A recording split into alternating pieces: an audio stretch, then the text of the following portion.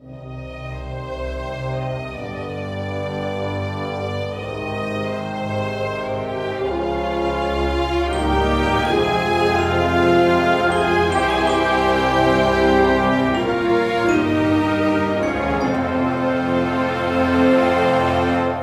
characters are some of the most powerful storytelling tools that a storyteller at BioWare can use, and that's mainly because they can evoke emotion in a player like no other character in the game. They're helping you in your adventures, they're helping you in combat, they have opinions on story.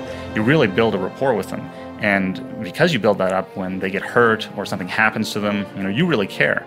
Companions in the Old Republic, much like in every BioWare game, are a key part of the experience. When we first started figuring out the companions for the different classes, step one was the basics. Things we knew we needed to have in there somewhere, things that were going to touch on sort of the cornerstones of Star Wars. So we knew we wanted some droids, you wanted some big aliens, you wanted sort of the lovable people, you wanted the romantic groups. We've crafted this game around the idea of you and your sidekick, just like Han Solo has Chewie, Luke has R2. Companions aren't just pets, so to speak. They're much, much more. They're more powerful for once. They level up alongside you. They have their own skills, abilities that they unlock over time. They use them rather intelligently. We spent a lot of time on the characters working with the writers, especially on the ones that were the love interests. Was always the thing, is we come up with a character and we'd want to give that face a certain character, right? So you give them kind of a bent nose or a big scar across their face, and the writers are like, yeah, I'm supposed to be romancing this guy, and you just disfigured him. So we'd have to go back to the drawing board. Fantastic. Glad you could open up. With over 40 companion characters in the game, one of the things it allowed us to do was have a huge variety in the experience, not just within one class, but class to class. They're wildly different experiences. We have the most evil, the most good, and a lot of very nuanced characters. People are not just tied to light side, dark side, and it takes a little bit for characters and when players are playing, for them to sort of get used to it. What we ended up with is making sure that every class gets access to the 5 roles of companions that we have in the game, but not necessarily in the same order, because that is dictated by the story. What we did there is try to make sure that you got the role that is most useful to you at the earliest point in time. For example, if you're playing a Inquisitor, we give you a companion that is a damage taker. He will take damage, he will hold the enemy, taunt them, and make sure that they're attacking him, allowing the Inquisitor to stand back and use his abilities.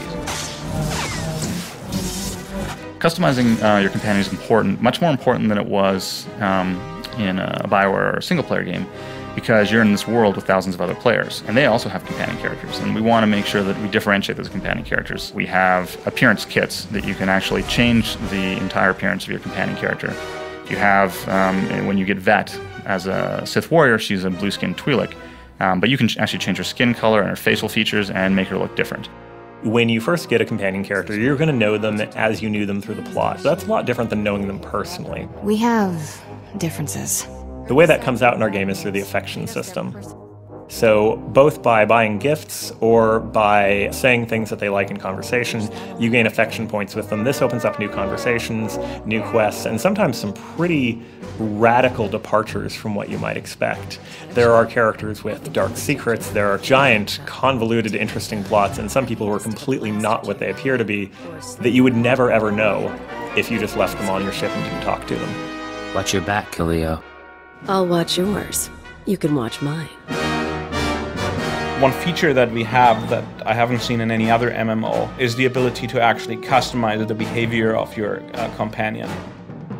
In our game, you can actually go in and you can tell the companion which abilities you want them to use and which ones you don't.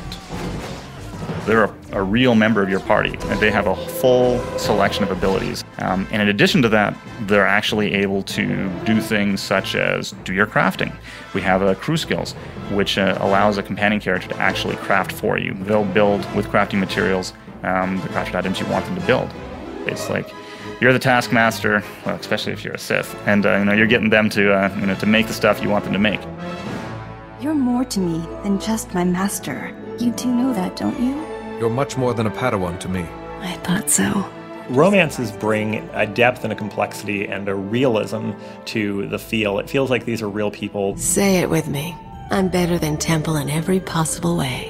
Obviously, the love triangles and things like that can bring a little bit of extra tension there.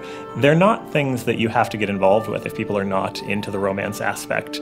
But if it was missing, I think it would seem very strange. Good behaving. Did you notice? Of all the companions, probably Vet is my favorite. She's sassy, she talks back, and you're like this evil Sith Lord guy in training, and you just get to shock her when you want to. It's just all really well done. Doesn't even hurt anymore.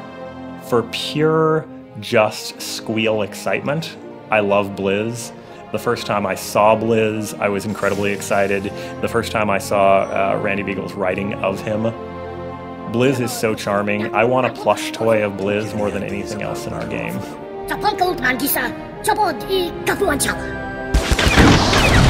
I think mission statement number 1 was the companion needs to be something positive.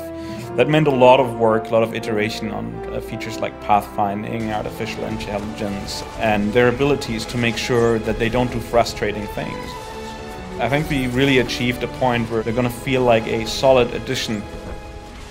You know, one of the things is for me in any of the Bioware games with the companions is always kind of that first decision where now you have more companions than you can travel with, right? And the idea of even leaving one of them home is painful. I think that's when you know you've developed good companions. I think you're going to find players are going to talk about their favorite companion characters once they start playing this game. It's going to be one of the touch points of Star Wars: The Old Republic.